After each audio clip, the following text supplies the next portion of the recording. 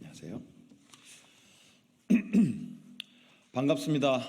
목포 출신 더불어민주당 국회의원 김원희입니다. 지금의 의료 현장은 혼란 그 자체입니다.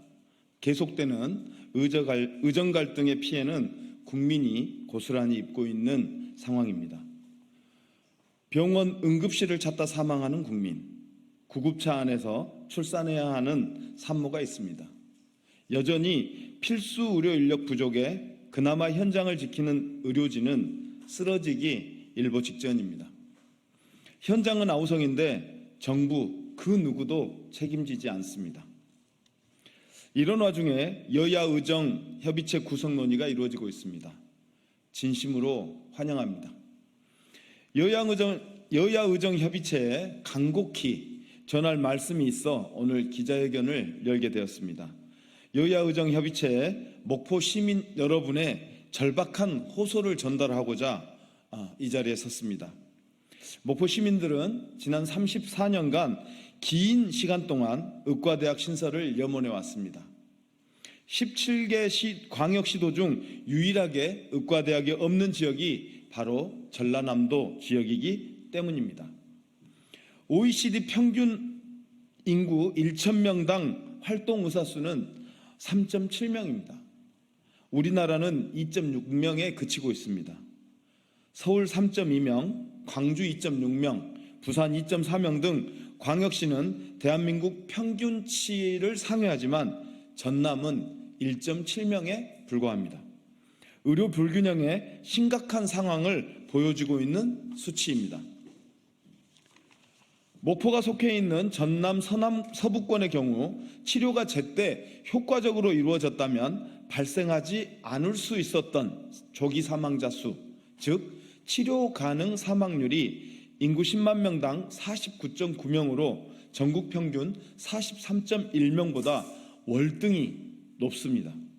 뿐만 아니라 중증 입원 환자의 관내 의료 이용률이 전국 평균 64.1%인데 반해 전남 서부는 41.7%로 20% 가까이 낮습니다.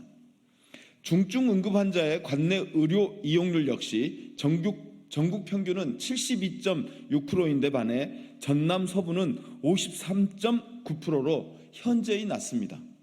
심혈관 및 뇌혈관 환자의 관내 의료 이용률과 고위험 임산부의 관내 의료 이용률이 전국 최하위 수준입니다.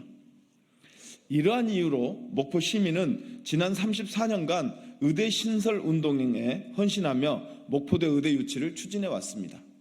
2019년 교육부가 시행한 목포대학교 의과대학 설립 타당성 조사 연구 결과에 따르면 비용 편익 분석이 1.7, 의대와 대학병원 설립으로 인한 생산 유발 효과 2조 4천억 원, 직간접 고용 유발 효과는 2만 3천여 명으로 경제성이 탁월한 것으로 입증되었습니다.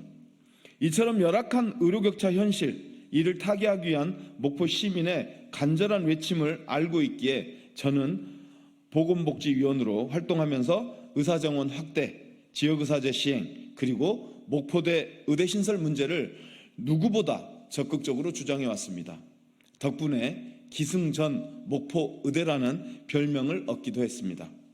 지난 3월 윤석열 대통령은 전라남도를 찾아 전남 국립의대 신설을 어느 대학에 할지 전남도에서 의견 수렴을 해서 알려주면 이를 추진하도록 하겠다고 말했습니다. 대통령의 발언 이후 전라남도는 전남권 의대 신설을 위해 정부 추천 용역을 추진하는 등 모든 역량을 다해 의과대학 유치를 위해 동분서주하고 있습니다.